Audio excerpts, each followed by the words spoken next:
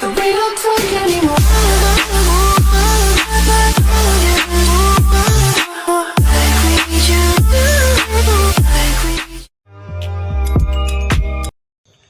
Bang, salam dari Binjai. Siap bang, salam dari Binjai.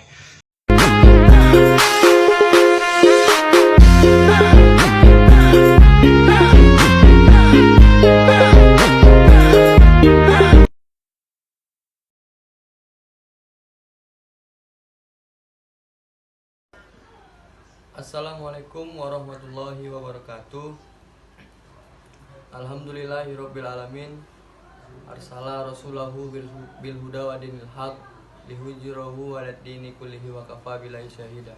Asyhadu an la ilaha illallah wa asyhadu anna muhammadan abduhu wa rasuluh alladzi la nabiyya ba'da. Pertama-tama marilah kita panjatkan puji dan syukur kita atas kehadirat Allah Subhanahu wa taala telah memberikan kita nikmat kesehatan, kesempatan sehingga kita dapat mengikuti kegiatan proses belajar mengajar di kampus Universitas Islam Negeri Sumatera Utara. Dan tak lupa pula selawat dan beriringkan salam kepada Nabi kita, Nabi Muhammad SAW, yang telah merubah zaman jahiliyah hingga zaman terang benderang pada saat ini. Di sini saya sebagai moderator dan saya akan memperkenalkan teman-teman kelompok dari kelompok 7. Yang pertama itu moderator oleh saya sendiri dan pembaca materi yaitu ada Firja Nadia Putri, Sukma Putri Aulia, dan Dewi Sartika.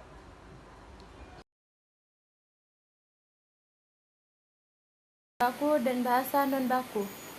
Bahasa baku atau bahasa standar adalah bentuk bahasa yang telah mengalami standarisasi, yaitu tahap menegakkan tata bahasa dan kamus normatif. Penetapan bahasa baku biasanya melibatkan kodifikasi norma kebahasaan dan sistem ejaan, serta menerima konveksi ini oleh khayalak umum. Bahasa tidak baku. Bahasa tidak baku adalah kata yang digunakan tidak sesuai dengan kaidah dan pedoman bahasa yang telah ditentukan. Umumnya, kata tidak baku sering digunakan dalam percakapan sehari-hari atau dalam bahasa tutur. Pengaruh bahasa daerah dan bahasa asing. Pengaruh bahasa daerah. Sehari-hari kita akan cenderung menggunakan ragam bahasa yang bersesuaian dengan kebiasaan di daerah kita. Bahasa baku tidak dipengaruhi oleh bahasa daerah seperti penambahan akhiran pada suatu kata, istilah atau sebutan tertentu, ataupun perubahan awal kata. Contoh kalimat tidak baku dan baku. 1. Kalimat tidak baku. Anak itu belum makan. Kalimat bakunya, anak itu belum makan. 2. Kalimat tidak baku. Gue membaca buku di kelas. Kalimat bakunya, saya membaca buku di kelas. Penyebab kata menjadi tidak baku. 1. Menggunakan bahasa tidak mengetahui bentuk penulisan kata yang dimaksud. 2. Menggunakan bahasa tidak memperbaiki kesalahan dari pemakaian suatu kata. 3. Menggunakan kata bahasa sudah terpengaruh oleh masyarakat yang terbiasa menggunakan bahasa yang tidak baku. 4. Masyarakat sudah terbiasa menggunakan bahasa tidak baku. Pengaruh bahasa asing. Ragam bahasa baku tidak dipengaruhi oleh bahasa asing jika terdapat pengaruh bahasa asing seperti penambahan kata bantu, pertukaran posisi, perbedaan makna, dan sebagainya. Maka bahasa tersebut merupakan bahasa tidak baku. Contoh kalimat tidak baku dan baku. 1. Kalimat tidak baku. Dia seorang desain grafis. Kalimat bakunya, dia seorang desain grafis. 2. Pak Ahmad sedang memfotokopi. Kalimat bakunya, Pak Ahmad sedang memfotokopi. Contoh kata baku dalam kalimat. 1. Hobi Edik mengumpulkan boneka kelinci. Yang kedua, apotek itu ada di mana-mana. Yang ketiga, ia tidak tahu malu. Yang keempat, jangan pergi dengan dia. Yang kelima, ini adalah kesalahan kita. Yang keenam, kecelakaan itu disebabkan pengemudi bus yang mengantuk. Yang ketujuh, hakikat hidup adalah sedekah.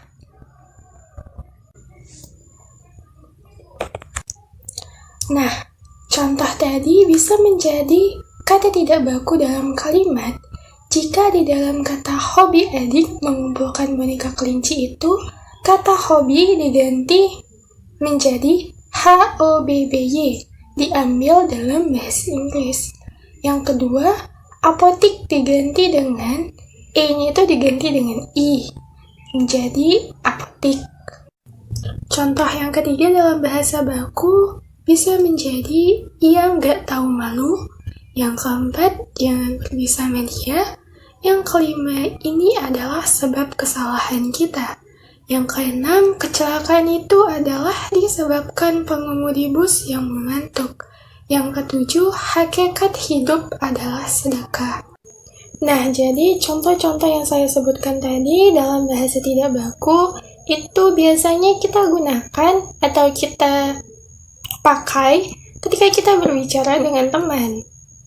Selain itu juga ada contoh kalimat yang di dalamnya itu menggunakan kata-kata yang tidak efektif, sehingga kurang dapat dipahami dan bertele-tele. Baik, setelah kita mengetahui mengenai definisi bahasa baku dan tidak baku, dapat kita ambil kesimpulan bahwa bahasa baku dan tidak baku secara fonetis memiliki kemiripan bentuk dan makna yang sama. Dan kini saya akan menyebutkan contoh bahasa tidak baku dan bahasa baku. Contoh kata tidak baku, yaitu 1. Aktif, 2. Pasif, 3. Apotik, 4. Efektif, 5. Nasihat, 6. Foto, 7. Biosfer, 8. Bis, 9. Objek, 10. Teknik, 11. Hakikat, 12. Hafal, 13. Lobang, 14. Nafsu, 15. Pensil, 16. Seksama, 17. Kaidah, 18. Syah, 19. Estafet, 20. Izin, dan sebagainya. Di sini dapat dilihat bahwa saya menyebutkannya sedikit beda dengan kata baku, tetapi kata-kata ini memiliki makna yang sama. Nah, sekarang saya akan menyebutkan contoh kata bakunya.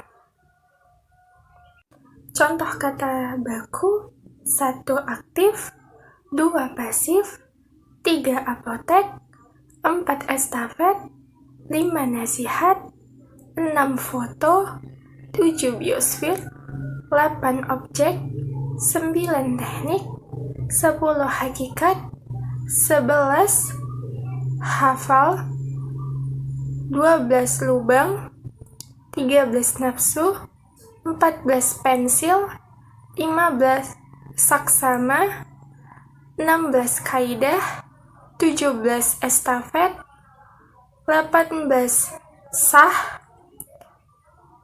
19. Bus, 20. Izin. Contohnya bisa kalian lihat dalam video ini. Assalamualaikum warahmatullahi wabarakatuh. Saya Dewi Sartika. Pengertian diksi adalah kemampuan memilih kata-kata yang cocok dan tepat untuk digunakan dalam mengungkapkan gagasan atau ide dan menyangkut persoalan fraseologi atau cara memakai kata-kata frasa di dalam komposisi yang lebih luas, baik di dalam bentuk tulisan maupun ujaran. Assalamualaikum warahmatullahi wabarakatuh. Kesalahan penggunaan diksi. Yang pertama adalah ketidaktepatan dalam pemilihan kata. Yang kedua, ketidaksesuaian kata dalam kalimat. Ketiga, ketidaklangsungan atau tidak ekonomis kata yang dipilih dalam kalimat sehingga kalimat menjadi tidak efektif. 1. Kalimat kuasa hukum dalam surat peledoinya membeberkan bahwa ada alat bukti surat yang terungkap. Kata membeberkan tidak pas jika dituliskan dalam kalimat tersebut. Akan lebih mudah dipahami jika kata membeberkan diganti dengan mengungkapkan. Contoh satu lagi adalah dalam kalimat sehingga masing-masing pihak tersebut yang bertanggung jawab mutlak pada PKK juga kurang efektif jika ditulis dalam kalimat tersebut.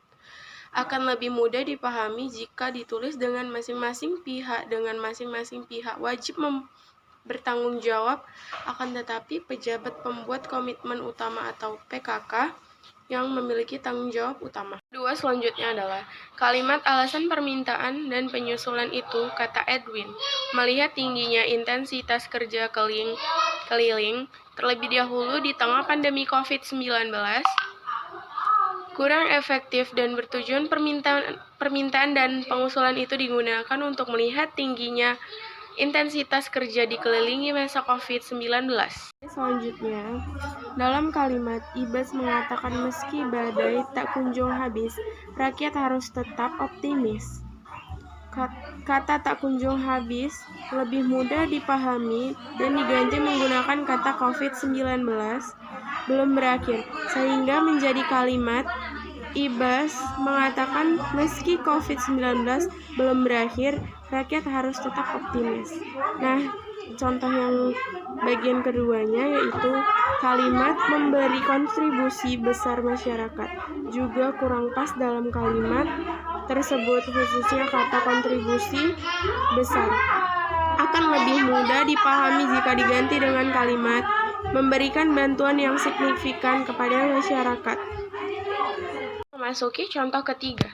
Dalam kalimat, tidak lupa mari berdoa bersama para tokoh agama, kiai, ustadz, dan alim ulama.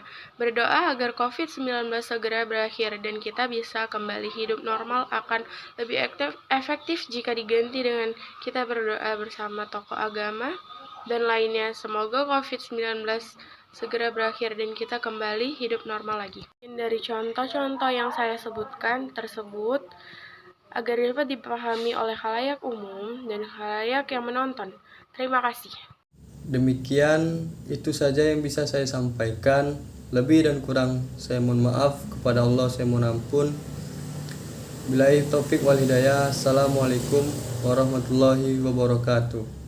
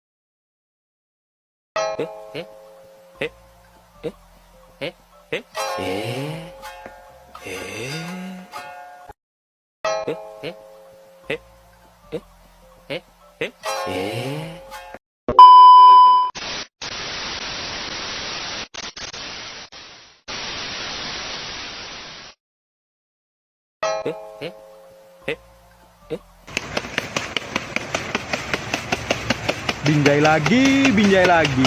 Eh?